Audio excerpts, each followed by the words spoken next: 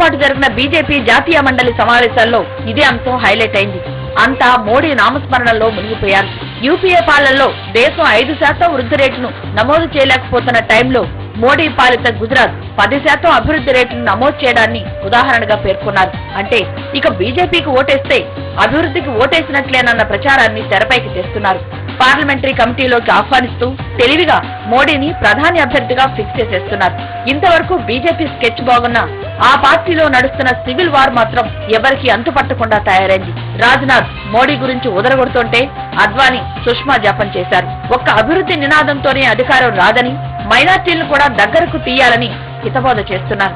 ఈ భిన్న పార్శ్వాల్ని చూస్తే అభివృద్ధిని ఎజెండాగా మార్చుకున్న పార్టీలో అసలేం జరుగుతోంది? విభజన రాజకీయాలు నడుస్తున్నాయా? ఉంటే అలాంటి విభజనకు పాల్పడుతోంది ఎవరు? వారి టార్గెట్ ఏంటి? పీఎం పీఠమా? మోడీని ప్రధాని కాకుండా అడ్డుకోవడమా? ఇవే నేడు ఓపెన్ కావాల్సిన సీక్రెట్స్.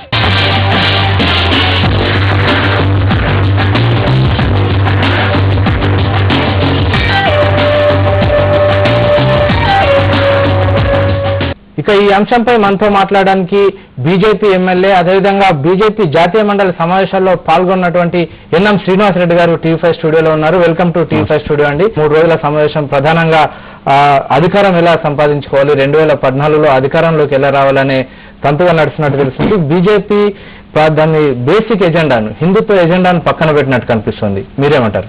ఇప్పుడు ముఖ్యంగా బీజేపీ ఫార్మోస్ట్ ప్రిన్సిపల్ ఏంటంటే సాంస్కృతిక జాతీయవాదం, కల్చరల్ నేషనలిజం. ఆ కల్చరల్ నేషనలిజం భాగంగానే ఈ హిందుత్వ కానీ, భారతదేశ చరిత్ర పరంపర కొనసాగించే కార్యక్రమం కానీ, యువతలో దేశభక్తి భావం చేత కానీ, భారత జాతి నిర్మాణం కానీ, పునర్నిర్మాణం కానీ, ఇవన్నీ దాంట్లో భాగమే.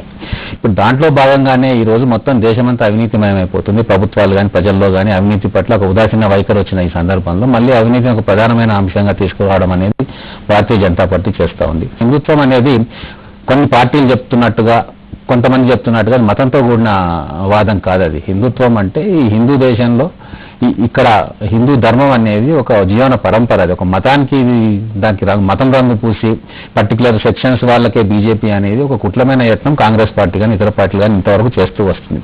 అయితే ఇప్పుడు చాలా మంది ఇప్పుడు ఈ భారతదేశంలో హిందుత్వాన్ని మతంతో చూడట్లేదు, మతంతో పోల్చి చూడట్లేదు. మీరు చెప్తున్న దాన్ని బట్టి బీజేపీకి సంబంధించినటువంటి మౌలికమైన 3 అంశాలు ప్రధానంగా ఉన్నాయి. ఒకటి రామ మందిర పునర్నిర్మాణం, అదేవిధంగా ఉమ్మడి పౌరస్మృతి, ఆర్టికల్ 370. ఈ అంశాలని ఈ సమావేశంలో ఎందుకు ఎక్కువ చర్చించలేకపోయారు? ఈ అంశాల వల్ల ఓటు బ్యాంకు వర్కౌట్ కాదనుకున్నారా? ఎన్నికల్లో అధికారంలోకి రాలేమనుకున్నారా? అలా కాదు. ఈ 3 ఏవైతే బీజేపీ మెయిన్ పాలసీస్ ఉన్నాయో ఈ ప్రతి కౌన్సిల్లో కూడా చర్చలు పెడతా ఉన్నాం. అది మీద ఫిక్స్డ్ పాలసీ ఉంది భారతీయ జనతా పార్టీ. కొత్తగా దాని మీద చర్చ జరపాల్సిన అవసరం లేదు. కానీ ఇప్పుడు భారతదేశంలో ఉన్న ప్రధానమైన సమస్య అవినీతి మీద పోరాటం జరుగుతూ ఉంది.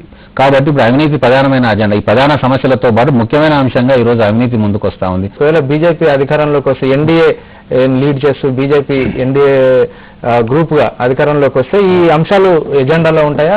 ఎన్నికల ఎజెండాలో కానీ పార్టీ ఎజెండాలో కానీ ఈ అంశాలు ఉండే అవకాశం లేదంటారా? కేవలం అవినీతికి సంబంధించిన ఎజెండానే ఉంటుందా? లేదు, ఇప్పుడు భారతీయ జనతా పార్టీ ఎజెండాలో ఈ అంశాలు అన్నీ ఉంటాయి. ఇప్పుడు వచ్చే ప్రభుత్వం అనేది సంకీర్ణ ప్రభుత్వం వస్తుంది. మేము ఎన్డీఏలో భాగస్వాములుగా ఉంటా ఉన్నాం.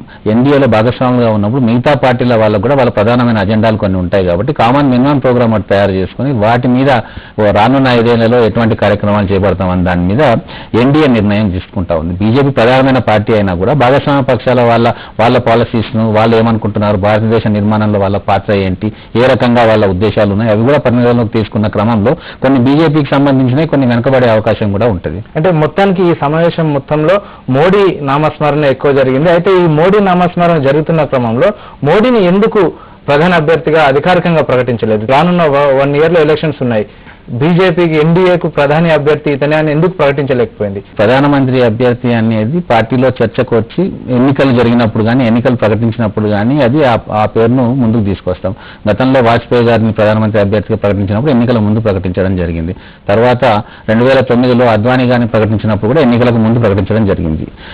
అంతవరకు పార్టీలో కూడా ఒక ఏకాభిప్రాయం వస్తుంది. ఇప్పుడు ఆల్రెడీ 95% పార్టీలో ఏకాభిప్రాయం వచ్చేసింది. కాకపోతే ఇప్పటికిప్పుడు మోడీ గారి పేరును ప్రధానమంత్రి అభ్యర్థిగా ప్రకటించడం ఎందుకు అంటే మోడీ గారు ఖాళీగా లేరు. ఇప్పుడు గుజరాత్లో మొన్ననే ఎలక్షన్స్ గెలిచారు. అక్కడ ముఖ్యమంత్రిగా వారు ఒక బాధ్యతను నిర్వహిస్తూ ఉన్నారు. అటువంటి వ్యక్తిని సడన్ గా తీసుకొచ్చి ఇప్పుడు నేషనల్ పొలిటికల్ సీన్లోకి తీసుకురావాల్సిన అవసరం కానీ అగత్యం కానీ ఇప్పుడు భారతీయ జనతా పార్టీకి లేదు.